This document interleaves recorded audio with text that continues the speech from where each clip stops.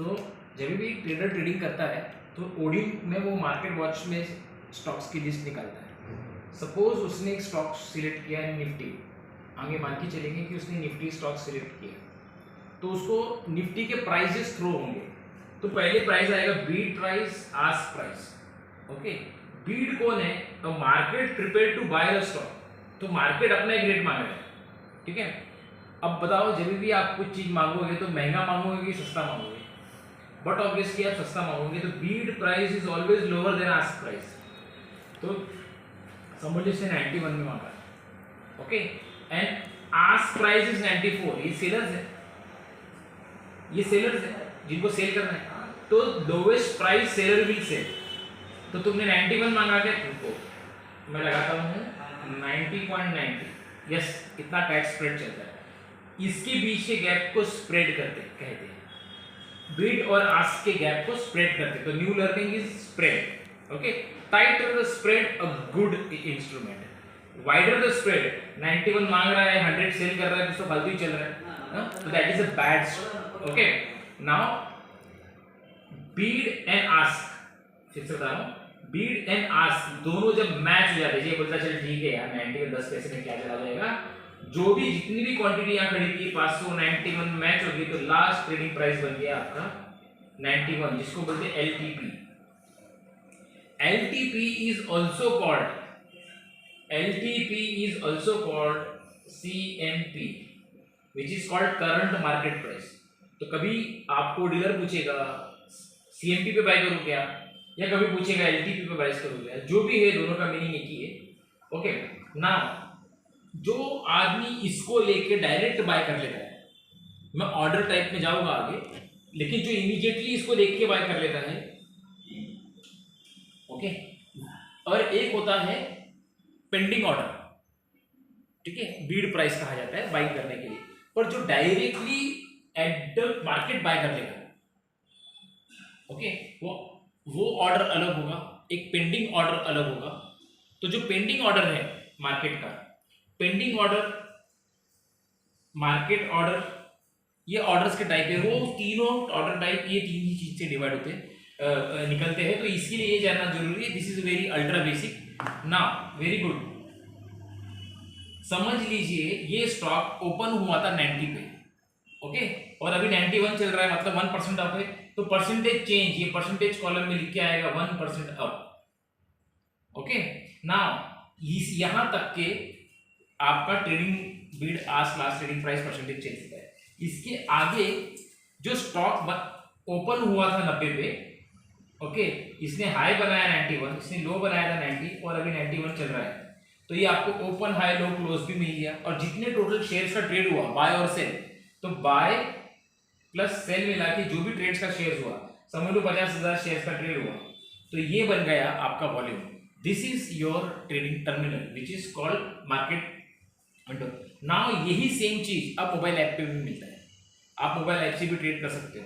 ये मैं क्यों बता रहा था, क्योंकि हम डायरेक्टली जब अब कैंडल स्टिक्स पे आएंगे और हम जब कैंडल स्टिक्स पढ़ेंगे, तो कैंडल स्टिक्स में आपको क्या क्या दिखेगा, आपको ओपन हाई लो क्लोज दिखेगा, विच इज दिस, ये कभी नहीं दिखेगा, ठीक है। हम जब कैंडल स्टिक्स पे आ रहे हैं, यही सिर्फ कैंडल स्टिक्स ही मार्केट नहीं है, फिर ये छोटी छोटी चीजों के लिए लोग स्ट्रगल कर रहे होते हैं। My core concept is this कि इफ आई एम टीचिंग, तो स्प्रेड क्या है, टाइट स्प्रेड क्या है। जैसे कि एग्जांपल मैं अभी जो थोड़ा सा ड्रिफ्ट कर रहा हूं, लेकिन इसकी कंटिन्यूएशन में ही है, वो समझ लो फैक्टर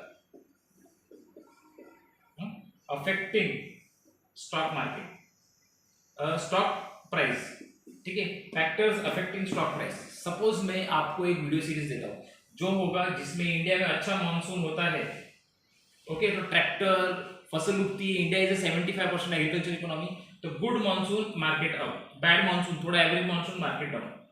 1 मई को मार्केट केरला पहुंच जाना चाहिए मानसून, तो मार्केट गिर जाएगा 15 मई को अगर मानसून नहीं आया, क्योंकि monsoon delay is also a bad news. So मतलब क्या हुआ, ऐसे कम से कम 10 सर्टिफाइड फैक्टर है जो कहीं पे भी किसी स्कूल कॉलेज में स्टॉक मार्केट में भी लोगों को पढ़ाया नहीं जाता, जो लर्निंग से आता है। ठीक है।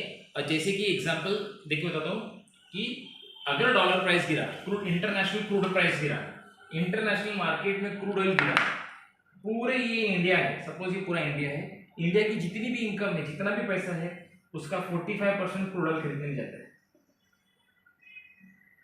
और क्रूड ऑयल इंटरनेशनल मार्केट में अगर 1% से गिरता है, आपको ये 45 का जो 1% है 0.45 उतने का फायदा हो जाता है। अगले दिन मार्केट बूस्ट हो जाता है। वहीं पे अगर ये 1% अप चला जाए तो इंडिया का करंट अकाउंट डेफिसिट, जो अकाउंट में पैसा है ना इंडिया के, इसको क्या बोलते हैं, करंट अकाउंट डेफिसिट, उतना माइनस में जाने लगता है। समझ लो ये 10% अप चला गया क्रूड ऑयल, तो इंडिया को इतना लॉस होएगा, ₹4.5 और लॉस हो जाएगा। तो what I am trying to say is that कि मार्केट टाइम होगा, क्रूड ऑयल गिरेगा तो। वैसे ही India is a net importer of gold, gold बढ़ने से भी लॉसेस होता है। तो दिस फैक्टर अफेक्टिंग का मैं आपको अलग से वीडियो दूंगा, ताकि लोगों को मालूम चले कि समझ लीजिए प्लेन जा रहा है, एग्जांपल देने के लिए बता रहा हूँ, इसको सीरियसली मत लेना मेरे ड्राइंग को। प्लेन जा रहा है तो प्लेन जिस डायरेक्शन में जा रहा है उसके ऑपोजिट डायरेक्शन का विंड चल रहा है, समझ लीजिए। तो इसके सर पे विंड लग रहा है तो इसको बोलते हैं हेड विंड। हेड विंड इसकी स्पीड को रोक देता है। ये 400 स्क्वायर किलोमीटर पर आवर की स्पीड से जा रहा था ना, तो ये 374 375 हो जाता है, इनइफेक्टिव हो जाता है, क्योंकि बादल में भी बड़ा फोर्स होता है। ओके नाउ ये हेडविंड है ना, आप आगे से पढ़ोगे मार्केट में कि बहुत सारे हेडविंड्स चल रहे हैं। हेडविंड्स यानी बैड न्यूज।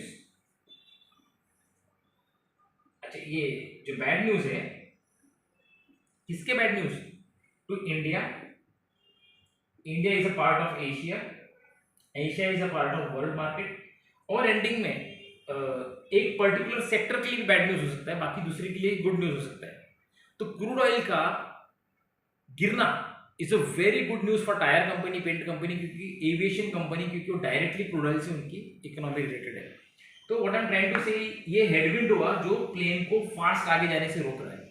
तो अगर हेडविंड्स की मैं लिस्ट दे दूं कि ये मार्केट के हेडविंड्स है, सपोज इसी के सामने अगर जो हवा पीछे से आती है, जो हाँ जिस डायरेक्शन में प्लेन जा रहा है उसी डायरेक्शन की हवाई, इसको टेल विंड बोलते हैं। तो टेल विंड में क्या होता है, प्लेन जिस स्पीड से जा रहा है उसको और धक्का लगता है और फास्ट जाता है प्लेन।